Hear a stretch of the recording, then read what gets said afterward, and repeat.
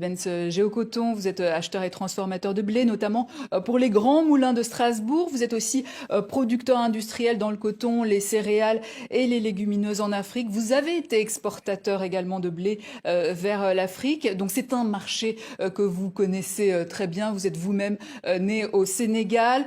Vous êtes finalement le grand gagnant de cette crise du blé, de cette guerre du blé même. Ah Pas du bon, tout, madame. Pas du dites-nous tout. pourquoi. D'abord, je pense aux Ukrainiens qui vivent un drame terrible et ce drame est en train de se prolonger aujourd'hui vers le continent africain. Alors, je m'explique. Oui. La Russie et l'Ukraine représentent 30% des échanges mondiaux de blé, dont plus de la moitié va vers l'Afrique. Le blé est devenu une arme au même titre que les bombes. La raréfaction du blé et cette envolée des prix dont vous avez parlé tout à l'heure, Mm. elle ne fait que commencer.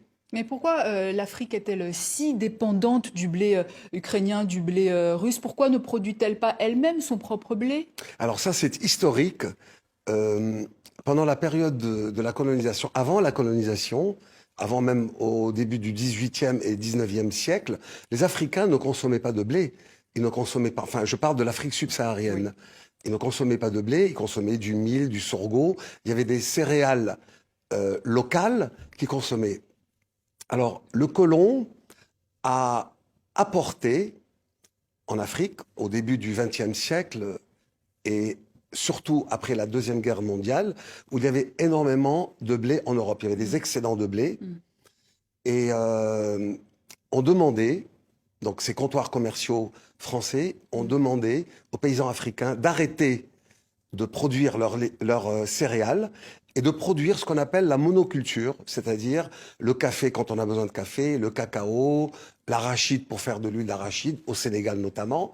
Et donc, l'Afrique est devenue un peu dépendante pour sa nourriture du blé européen et surtout aussi du riz asiatique. Mais alors, comment agir aujourd'hui